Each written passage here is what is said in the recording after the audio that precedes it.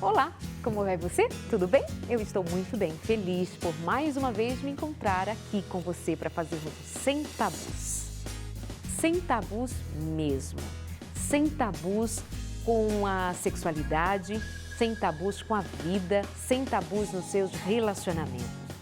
Às vezes a gente associa a ideia de ser sem tabus à ideia de não ter princípios, não ter lugar nessa sexualidade com reservas, de ser tudo como é, lá vão ter.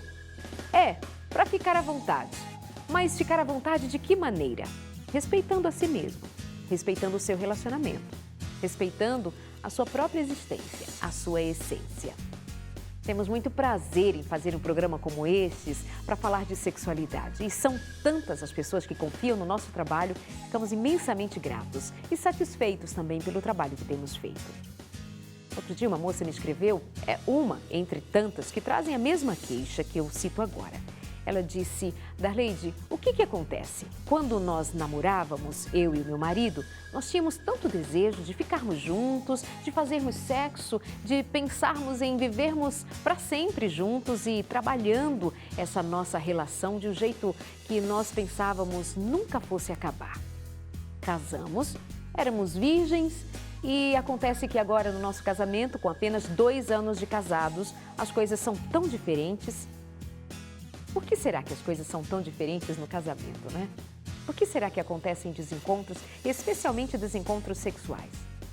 Era para justamente ser completamente diferente. Eu disse para ela e digo para você. Acontece que muitas vezes nós colocamos muita expectativa. E nós depositamos muitas expectativas sobre o casamento, sobre o outro e sobre o como será. Mas como será? Por mais que nós pensemos, planejemos, o como será traz muitas surpresas. O como vai ser trazem muitas surpresas.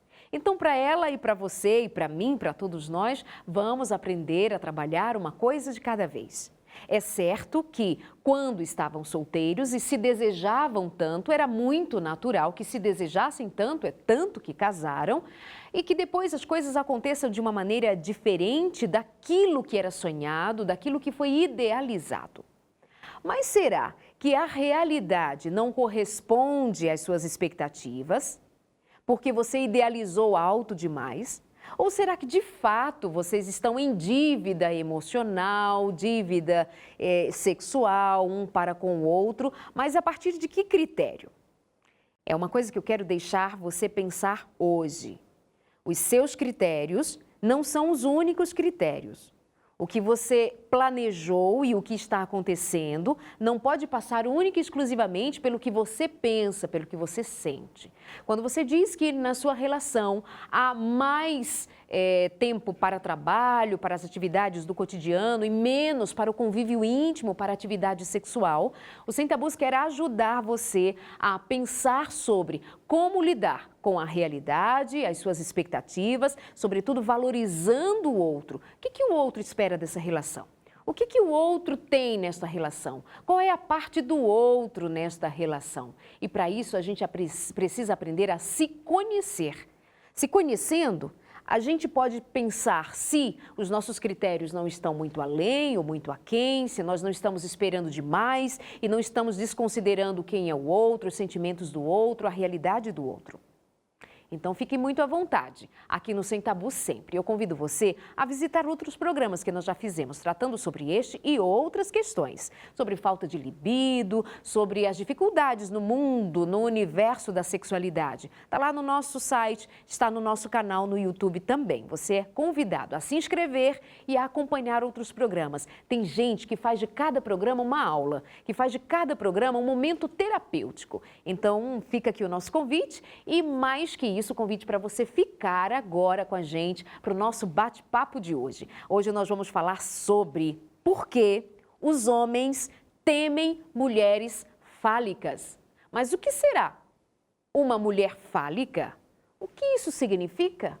O que isso tem a ver com a sua relação, com a sua expectativa referente aos relacionamentos de hoje, homem e mulher? Vamos saber disso e para isto eu chamo meu convidado de hoje, Geo Pola. Bem-vindo! O convidado de hoje é Joel Pola.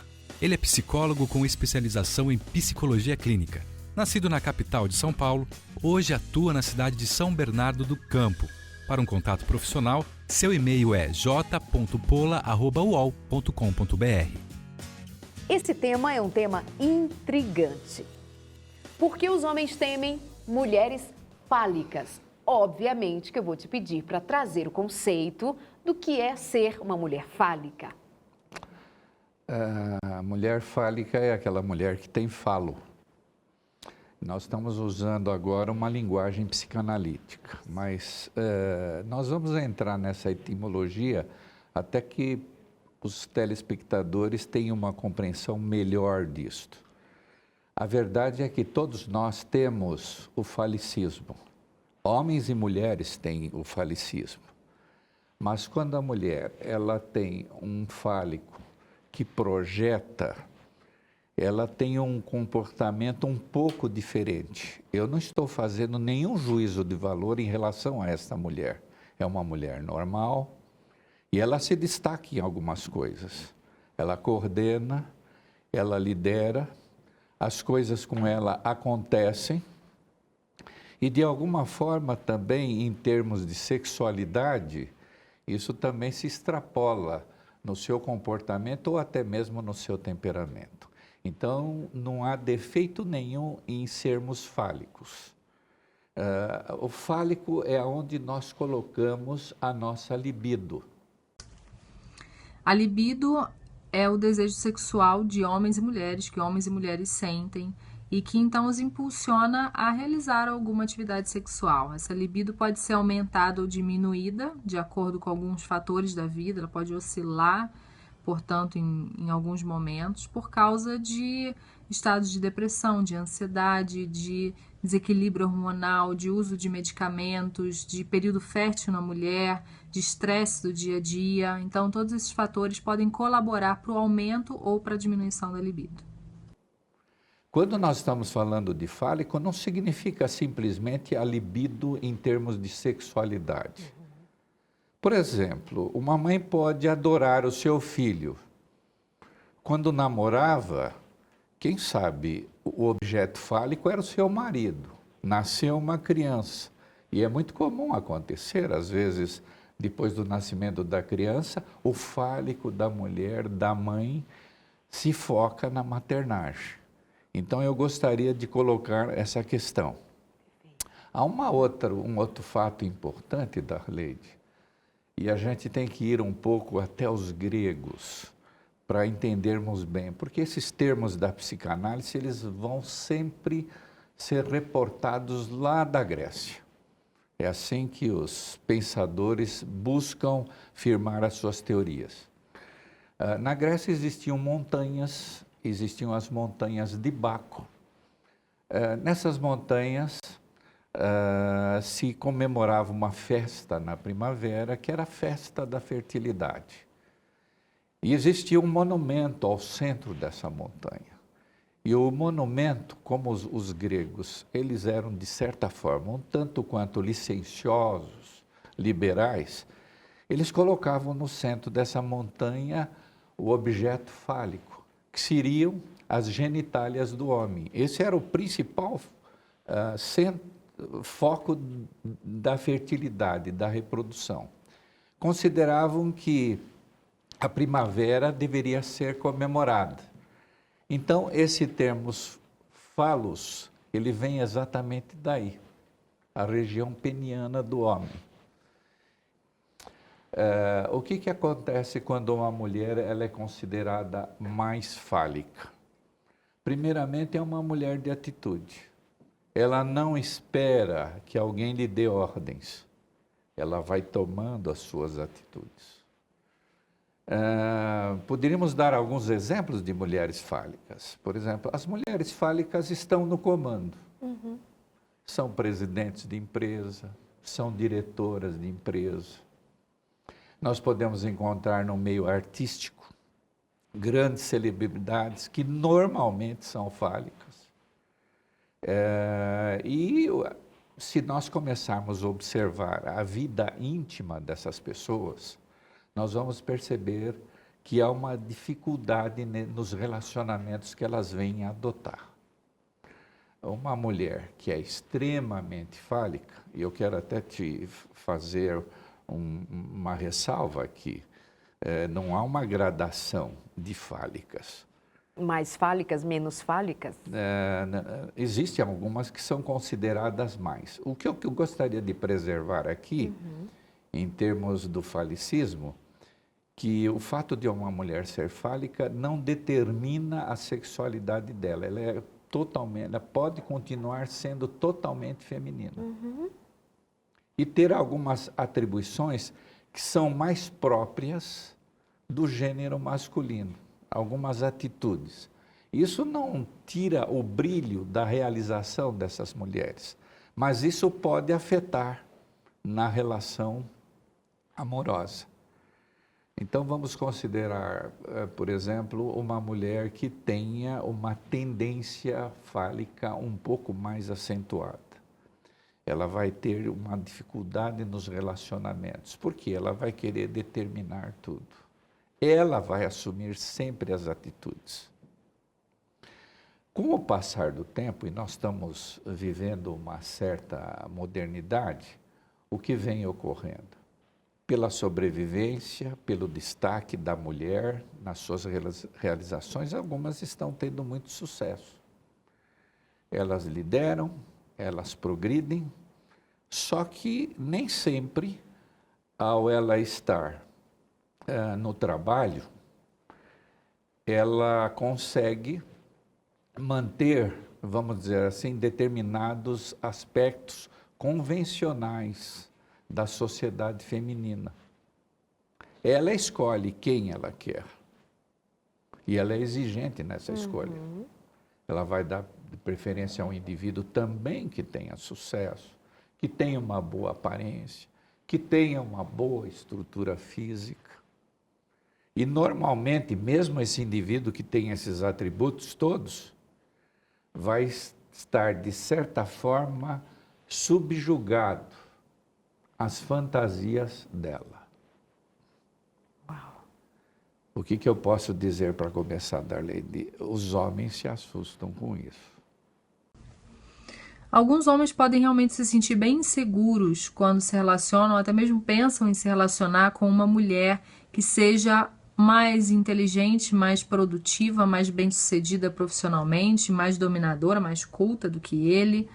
E essa insegurança pode ter relação com alguns fatores. Um deles é que a gente veio de uma sociedade predominantemente machista, no qual a ideia de que o homem é superior à mulher em várias questões. E quando ele, então, esse homem se relaciona com uma mulher que, na visão dele, e às vezes na realidade também, é superior a ele em algumas questões, em alguns aspectos da vida, isso pode levar esse homem a questionar a própria masculinidade dele e a própria potência, poder dele nessa relação. Essa questão causa também uma confusão para ele, porque, na verdade, ele começa a se perguntar qual é o meu papel no relacionamento, se era para eu ser o cabeça do lar, o provedor do lar, e ela também pode ser, então, aonde eu fico?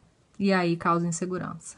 Quando estamos nos referindo a mulheres fálicas, nós não estamos dizendo que elas sejam menos femininas. Não Sim. estamos dizendo de maneira nenhuma que exista alguma depreciação referente à sua feminilidade. Mas estaríamos falando de mulheres mais dominadoras, e nem estou dizendo isso de uma maneira pejorativa, de alguma mulher que tem uma presença mais marcante e isso assusta o homem? Elas são mais incisivas. Elas sabem aonde quer chegar. Ok. Vamos dizer assim, que pode existir uma graduação também de egocentrismo aí. Um pouco de narcisismo, um pouco de histrionismo, essas coisas todas que fazem parte, muitas vezes, da vaidade e que pode acontecer tanto no homem como na mulher. Por exemplo, eu tenho uma jornalista famosa, o nome dela é Maria Gabriela, ela escreveu um livro em 2006. Em certa ocasião, ela escrevendo, ela se destaca pelas suas posições feministas. E quando escreveu o livro, ela disse assim, sou o grande homem da minha vida. É interessante isso. Não pode deixar, Darlene, de existir nessas mulheres algum sentimento de superioridade em relação ao gênero masculino. Pode isso descair um pouco para o feminismo? Bom, é homem, tem que estar sujeito ao que eu digo, ao que eu penso. E as coisas não são bem assim. Se nós entramos no campo amoroso, nas relações do amor, tem que haver uma adaptação.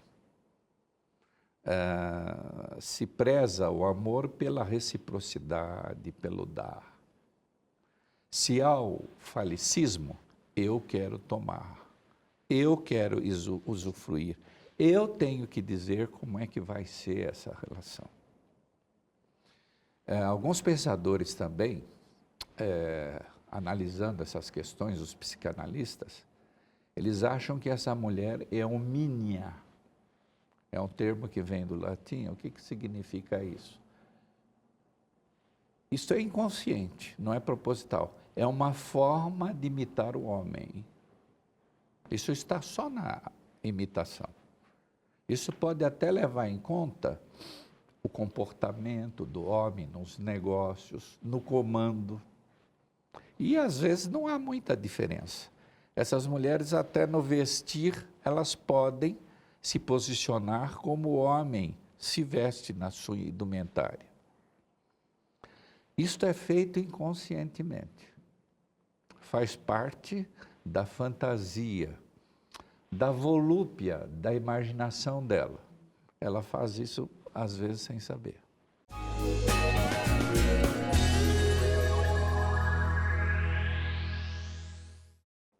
A respeito do tema mulheres fálicas e por que os homens as temem, antes disso eu estou aqui pensando que parece que tem se tornado quase que uma política de uma obrigatoriedade de que a mulher seja essa mulher que comanda, que seja essa mulher que toma atitude, que seja... Parece-me, às vezes, que estamos até desrespeitando as características de cada um, de cada uma, de ser como é, e de que qualquer coisa, isso é submissão, qualquer coisa, qualquer atitude, menos que comando, menos que atitude que se aproxima do nosso ideal de masculino, de que comanda, isso é pejorativo para a imagem feminina. Então, eu te perguntaria assim, o que tem de positivo? Nós já até comentamos, obviamente, você já trouxe essa ideia de o que tem de interessante em ser uma mulher de atitude, uma mulher proativa, uma mulher de comando, mas o que a gente pode pensar referente ao aspecto negativo dessa construção quase que obrigatória, de a mulher se sobrepor, isto dentro do contexto relacionamento e sexualidade? Há um modelo feminino que praticamente vem lá desde os tempos dos primórdios, em que a mulher ela se dedica ao lar, ela é frágil, segundo o conceito masculino, ela é sensível, ela é suave, ela é amorosa, e diante dessa passividade, e até certo ponto assexuada, sem muito interesse pela sexualidade. As coisas começam a mudar com o surgimento da psicanálise. Freud ele começa a perceber, na sua clínica, que existia tipos de mulheres que não se encaixavam nesse perfil de submissão. Então, o que acontecia? Essas mulheres iam até o seu consultório e falavam da insatisfação, do regime da servidão, ou do escravismo imposto pelos homens. E algumas dessas mulheres já falavam em ter prazer, sabiam dos seus direitos, encaravam isto com uma certa naturalidade.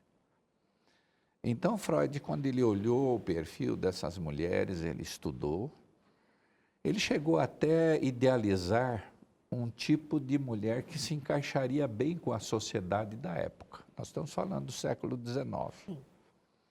O que acontecia naquele tempo? Muita exigência religiosa, sexualidade e pecado. A mulher não podia até então ter desejo. E a mulher que tivesse mais desejo, ela deveria se conter.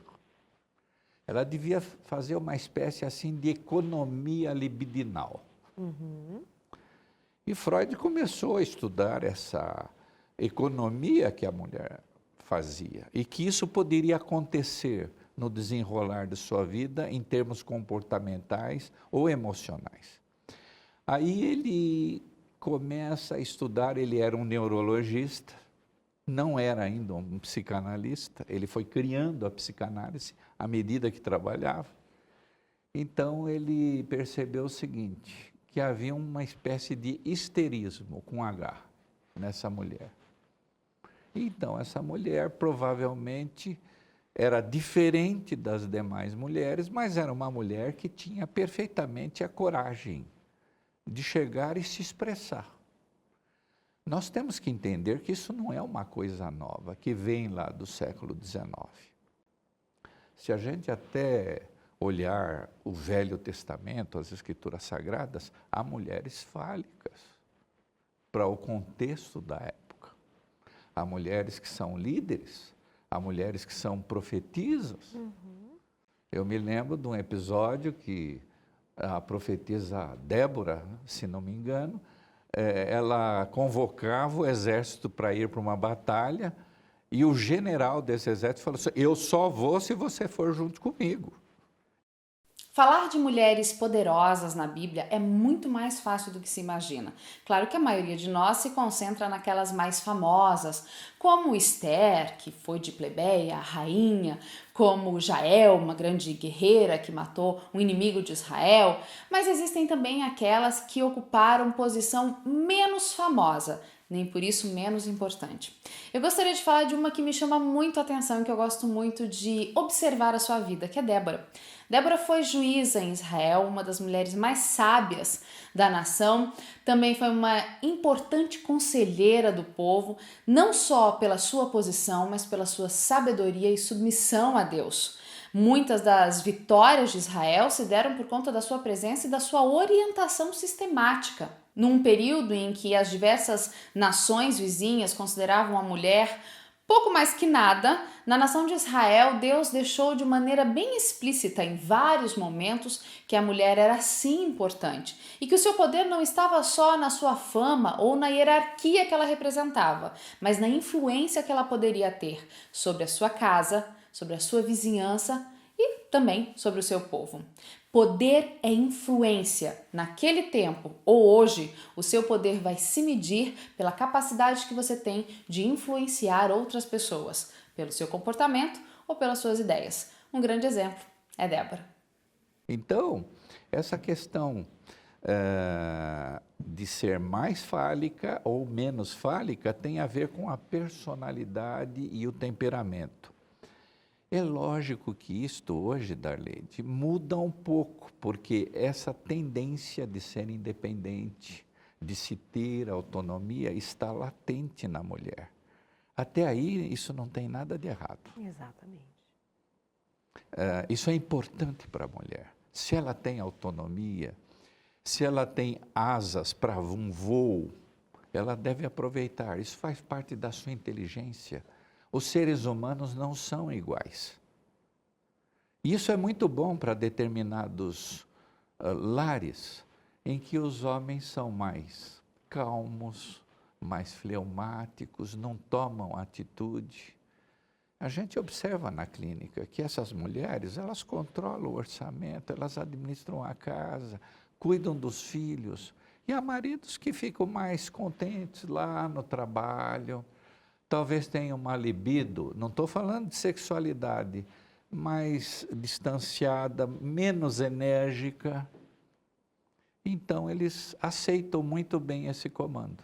Agora, o que esse aspecto de a mulher ser levada e essa geração de mulheres está sendo ainda mais incentivada a ser mulher de atitude, e está tudo certo, como dissemos até aqui, inclusive Joel diz isto, e eu, enquanto mulher, obviamente, não abro mão disso, do nosso lugar, das nossas competências, inclusive por eu mesma estar aqui à frente de um programa, falando de sexualidade, coisa que era proibido à mulher, não somente falar, expressar-se. Imagina que isso é um avanço e estamos aí para manter e adequadamente crescermos ainda mais disso. O que acontece e que me preocupa muitas vezes é que parece que esse avanço, esse crescimento e essa valorização do falicismo da mulher venha na direção do achatamento da masculinidade, como é que se encontra o homem nesse contexto de uma presença tão marcante e às vezes até muito voraz da mulher que é de mais atitude? Primeiramente, nós temos que levar em conta o conceito de paridade. Deus fez os seres humanos iguais, homem e mulher. Esse sempre foi o objetivo de Deus, embora muitas sociedades ignoraram isso. Até mesmo Freud, ele dizia o seguinte, se a mulher for, para a mulher ser ideal, ele dizia assim, seria importante ela ser um pouquinho masoquista. O que ele quer dizer com isso? Que a mulher deveria sofrer pelo homem e pela família. E a gente observa que até hoje isso acontece. Parece que a mulher tem uma resignação maior, uma resiliência, e ela aceita esse papel. Não são todas que estão aceitando. Algumas enfrentam isto e sabem exatamente quais são os seus direitos. Isso vai havendo uma transformação grande e alguns homens, eles vão entrando em pane. Até porque esse homem, o reprodutor, né, como vem desde os tempos antigos, ele passa a ter na sua intimidade uma mulher diferente. Não é a mulher, não é esse homem que determina quando vai se ter uma relação íntima. É ela quem determina. Não é esse homem que determina o modo em que se vai começar essa relação. Ela é que determina. Agora você imagine um gênero que milenarmente dominou isso e na sua macheza ele subjugou, ele determinou a forma, o tempo, o momento, quando, como, etc. Agora, esse indivíduo ele tem que adotar uma atitude plácida, uma atitude calma. Isso assusta alguns homens. Porque o que acontece, Darleide? Os homens, hoje em dia, isso aparece muito na clínica, eles têm muita ansiedade. E a questão que dá mais ansiedade para um homem é a sexualidade. Então ele fica muito preocupado. Ele vai ter uma relação íntima, ele está preocupado demasiadamente com o seu desempenho. Ele acha que estará desqualificado se ele não tiver uma boa performance, um bom papel. E ele não quer se desmoralizar. Agora, imagine esse homem perder o controle do momento, das emoções, e de repente, numa ocasião dessa, não acontece nada. Chega na hora H, é uma disfunção erétil, uma ejaculação precoce, vamos considerar assim. Como é que ele fica? Como fica? E eu tenho recebido muitos homens excessivamente preocupados. E às vezes temos que se falar com ele, como é que eles precisam se controlar, aprender a se controlar as suas emoções. Afinal de contas, isso é uma coisa que tem que fluir naturalmente. Você não tem que ter obrigações. Você não pode estabelecer, bom, são tantos dias na semana, esse dia eu posso, aquele dia eu não posso. Não, porque você está com uma mulher fálica e ela está acostumada a tomar atitudes. E no momento que ela toma as atitudes, esse pobre homem parece que perdeu a sua masculinidade, ele se acovarda e se encolhe. Pois é, isso que surge assim com muita intensidade, essa imagem de uma mulher forte e levando em consideração, acho que até já disse, repito então, de que é uma ideia de que todas as mulheres devam ter essa característica de forte, como são, mas assim, ela não possa expressar a sua feminilidade. Outro tempo aí, há alguns meses, a esposa, na época, vice-presidente, Michel Temer, a esposa dele virou meme, virou notícia, virou porque ela teria dito ser recatada, ser do lar, e isso é um absurdo para uma mulher hoje, obviamente, tirando aqui, não vamos levantar a questão, tirando o fato de ser uma mulher rica, loira, muito bonita e etc, etc, no meio político, enfim, e que surja com essa ideia de passar uma mulher frágil, delicada, mas digamos que ela não fosse desse meio, não fosse esse nome, não fosse rica, não fosse como é, e então uma outra dissesse, eu sou recatada, eu gosto do lar, nem ela, nem esta é bem vista por dizer, não, eu gosto da minha casa, eu gosto de ficar em casa. Como assim? Lembro de uma mãe que trouxe a seguinte questão, vendo as duas filhas brincando, pequenas, 6 anos, 4 anos, e uma disse assim, quando você crescer, vai ser o quê? E ela disse, eu quero ser igual a mamãe, quero ficar em casa. Não, eu quero ser mãe, quero ficar em casa. E brincando ali com suas bonecas, seus brinquedos. A de 6 anos disse para a menina, para a irmãzinha, ser mãe só? Não, tem que ser algo mais, tem que fazer alguma coisa, ou seja, tem que trabalhar fora, tem que ter suas conquistas. E a mãe ficou assim preocupada, né? Puxa, por que só ser mãe não basta para de 6 anos? Então, essa obrigatoriedade que a gente tem que fazer, e a coisa não funciona quando é por obrigatoriedade. A gente precisa deixar que o respeito às diferenças, o respeito ao jeito de ser, a escolha de cada um, funcione. E ainda essa fraqueza aparente do homem. Há uma certa fraqueza na figura, na imagem, na expressão do homem que tende a ser impressa. E o que você me diz sobre? Isso é um mito, não é? Isso é um tabu que existe.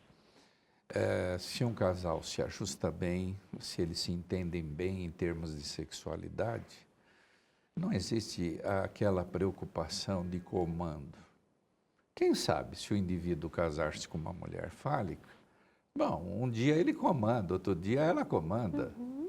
Eu acho que até às vezes há uma certa vantagem quando as mulheres comandam esse assunto, quando elas são mais naturais na intimidade. O homem sai lucrando, o homem acha que ele precisa perceber que ele muitas vezes está recebendo prazer, ele está sendo o maior beneficiado. Uhum. É apenas uma questão de inversão. O prazer pode vir do lado de cá como do lado de lá. O que é preciso também? Uhum. Eu vou falar uma coisa aqui intrigante, já que você falou desde no início do programa. Uhum. Às vezes os homens acham que o homem ele é viril, ele é forte, ele é o que faz e desfaz, e normalmente nas rodas masculinas ele costuma contar muita vantagem e muita mentira. Nós temos que entender a constituição fisiológica da mulher. A mulher na sua região pélvica, na sua zona mais erógena, no seu clitóris, ela tem 4.000 terminações nervosas. E o pênis, com toda a sua ereção, ele não tem esse tanto. Então, pode surgir a educação, se for para o lado científico, quem é que tem mais prazer? O homem ou a mulher? Eu, pessoalmente, acho que a mulher tem mais prazer. Sempre achei isso.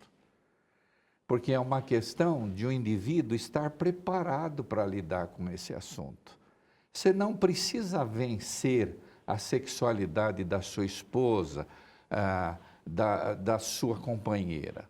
Você não precisa ter essa preocupação. Aqui é o lugar onde se soma prazeres. Se o casal sabe respeitar a individualidade de um e a individualidade do outro, o gozo será mais pleno. Então, quando o indivíduo, via de regra, se mostra com aquela performance exagerada de testosterona, isso não quer dizer nada. De repente, ele inicia uma intimidade, em 5 minutos acabou isso aí. E se é um indivíduo saudável, um indivíduo que pensa. Essas coisas não se aprende de uma vez, isso é um aprendizado. Isso o indivíduo, na medida que ele se relaciona com a sua esposa, que ele se casa, isso não acontece na primeira, segunda, terceira semana. Então, o que é preciso? Saber o homem ter pleno domínio das suas emoções. E quando o indivíduo não tem pleno domínio das suas emoções, Darleide, ele pode, no conceito dele, fracassar.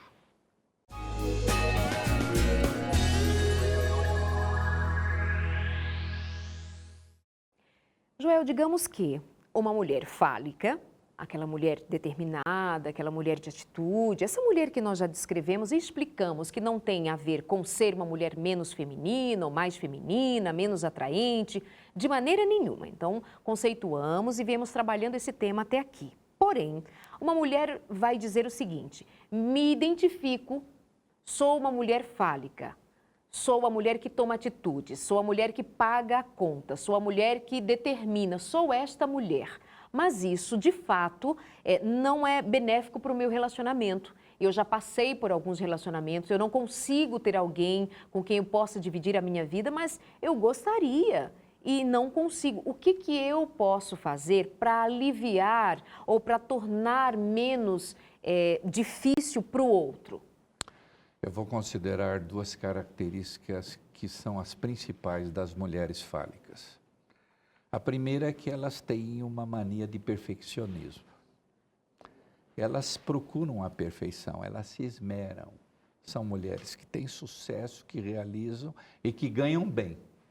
E se bancam. Tem tudo, pagam a conta no restaurante até para o seu companheiro, seu namorado, seu esposo. Elas são assim. Bom, o que a gente pode entender? O que elas poderiam aprender daqui? Os homens não são perfeitos. Primeira coisa, os homens não são perfeitos, os homens não são fortes, tipo o incrível Hulk. Os homens passam por momentos de fraqueza, de desânimo, de desamparo. E enquanto que a mulher fálica, ela ama a solidão. Ela adora a privacidade. Enquanto ela está só, ninguém a subjuga. Ela não tem que lavar a roupa de marido, ela não tem que cuidar de marido. E muitas vezes, como ela não tem nenhum vislumbre de servilidade, isso dificulta a relação.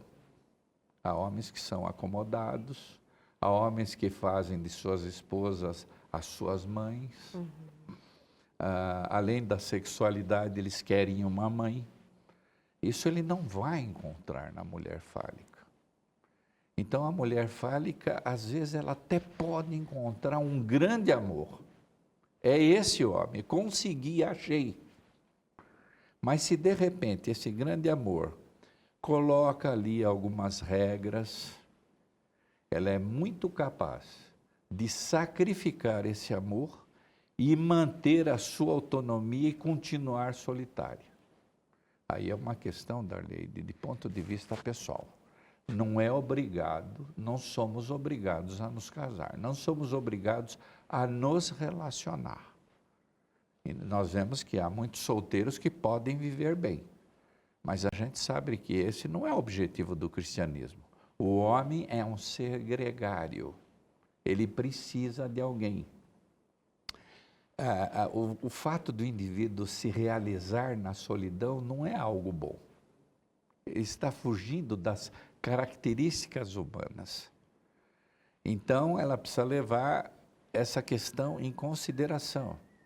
Algumas radicalizam e realmente criticam os homens o tempo todo, colocam os homens num nível inferior. Essa é uma tendência feminista que começou a acontecer nos anos 60. Um casal compartilha as finanças, compartilha a problemática dos filhos, compartilha as emoções, compartilha os sucessos, os insucessos. O que acontece com uma mulher fálica que o marido perdeu o emprego? chega e fala, você é um derrotado, você é um fracassado. Isso tinha que acontecer com você mesmo. Então, esse perfeccionismo dela, essa força de comando, isso afugenta os homens. A maioria dos homens tem horror a mulheres que agem assim.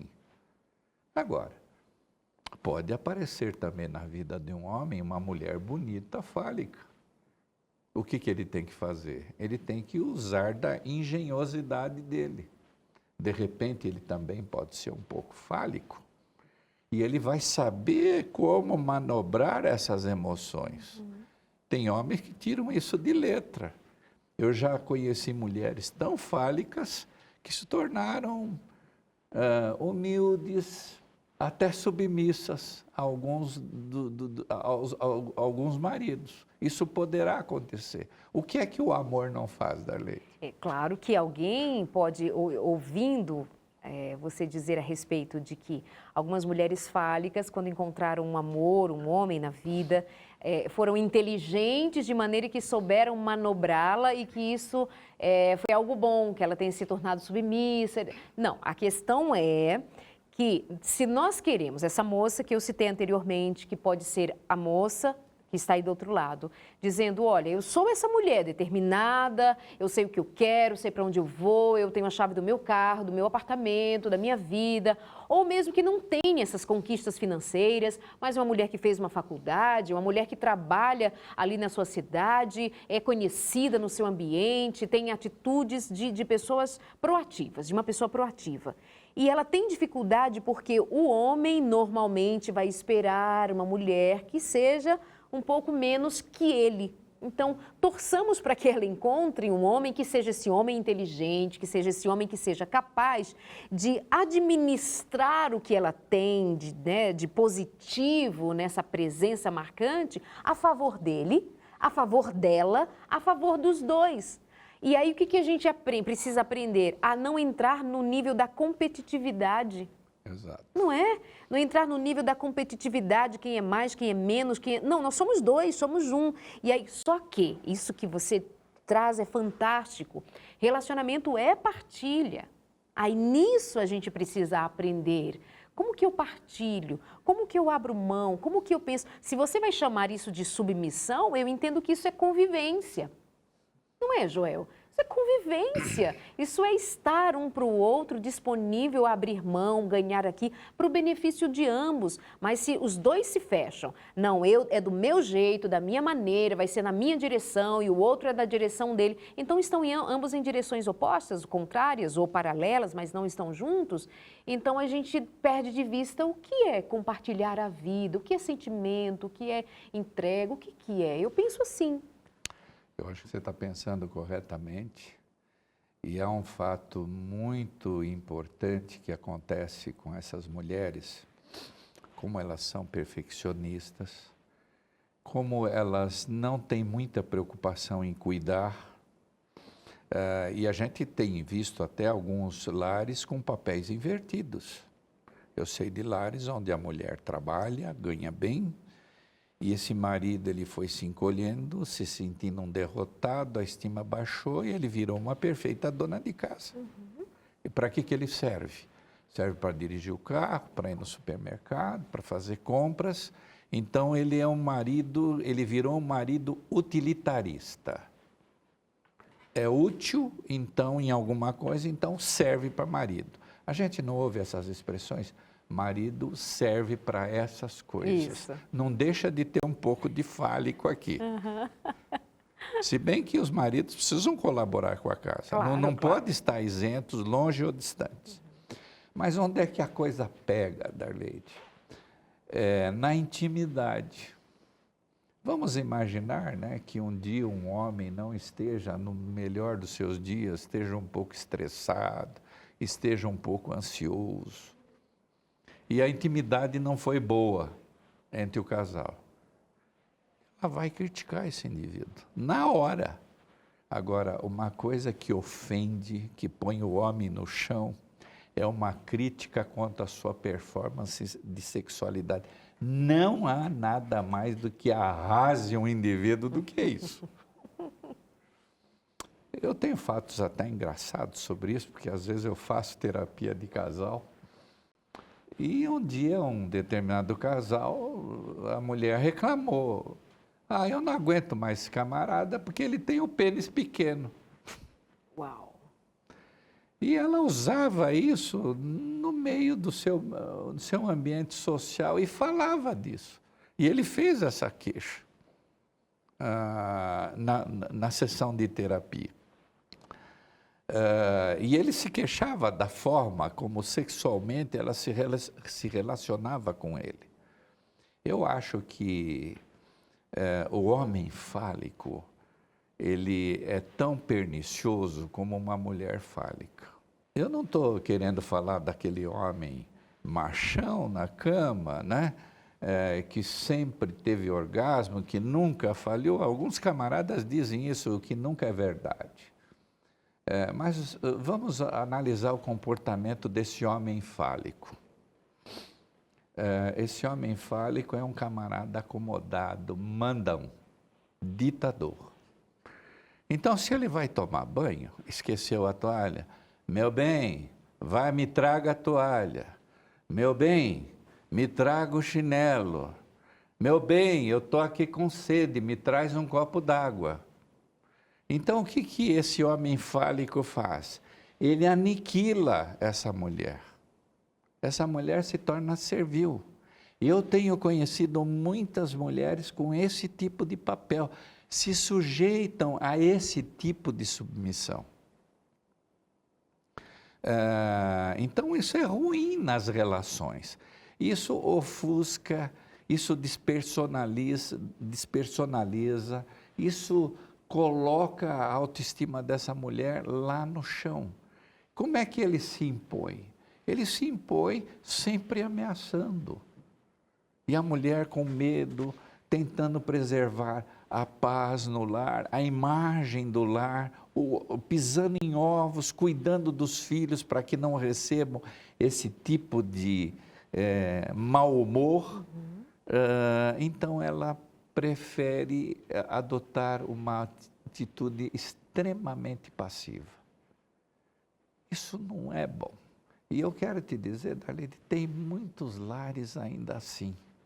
Homens que não fazem nada. Eu me lembro, quando eu era menino, eu tive uma mãe muito ensinadora, educadora. Eu me lembro que uma vez eu esqueci a toalha no banheiro. Ela falou assim, você se levante e você vai buscar molhado, pelado a sua toalha. E depois você vai enxugar o chão. Ela sempre mostrou aos filhos para que eles fossem independentes. Nós antes estávamos conceituando a mulher fálica. Quando vem à tona a figura do homem fálico, sugeriu algo de negativo. Por quê? Poxa, Darlene, são duas personalidades antagônicas. Vai sair faísca. O que vai acontecer? Vamos imaginar que haja esse problema entre os dois de competição. Casamento não é uma competição, é uma soma. A gente precisa saber conviver com as virtudes e com os defeitos do cônjuge. Há algumas coisas que não adianta ficar discutindo. Elas são assim e não vão mudar. E algumas coisas eu tenho até que dizer para os nossos ouvintes, às vezes algumas coisas é bom você não enxergar, você não escutar, que a harmonia vai ser mais fácil. Há aspectos de temperamento que não mudam, mas isso não significa que os seres humanos devam ser espezinhados. Eu tenho uma outra experiência de um casal, ele era oriental, ela é brasileira. Então o que acontecia? Era uma mulher tão fálica, tão dominadora, que mesmo ele morando a 150 quilômetros de distância, ela controlava todo o dinheiro dele. E ela vivia do dinheiro dele. E ditava as regras como tinham que ser. Esse homem se rebaixou, foi humilhado. Quando ele falou comigo a primeira vez, ele chorava. E então isto não pode haver esse desejo de supremacia, de arrogância, de ditadura conjugal. Isso tem que desaparecer. Por isso, nós bem trouxemos a palavra partilha para a cena, não é? Partilhar, isso é relacionamento. Esse é o nosso recado no programa inteiro de hoje, a respeito de partilhar e deixar que a vida aconteça entre um casal e na vida como um todo, de maneira equilibrada. Mas nós temos outro recadinho para você no programa de hoje. Atenção, meninas! Vocês podem moldar os rapazes. Os farão mais homem ou menos homem? Menos capazes de amar, menos capazes de cuidar, menos capazes de ser. Darão a eles o valor ou dirão que são todos frescos? Que vocês é que são espertas, melhores, capazes, suficientes? Cara amiga, nutra seu menino e homem de afeto. Torne-o um vencedor. Aplauda suas conquistas. Não compita. Não insista em repetir conceitos feministas. Isto não é uma guerra entre homens e mulheres, mas uma harmonia linda entre diferentes e iguais. Diferentes para igualmente serem felizes. Sem rixas, sem ismos, sem violências, por favor. Vocês são da costela deles, do ladinho do coração. Eles são do seu ventre, sua mente e seu peito. Será que os homens de hoje são os homens que vocês fizeram, que mereceram? Pense nisso. Joel, muito obrigada. Sua presença aqui com a gente foi muito especial, aprendemos muito e agora é praticar, é viver e aprender. Deus te abençoe, viu? Muito obrigada. Obrigado a você. Obrigada a você de casa pela companhia. Nos encontramos aqui na semana que vem com mais um Sem Tabus. Tchau, tchau.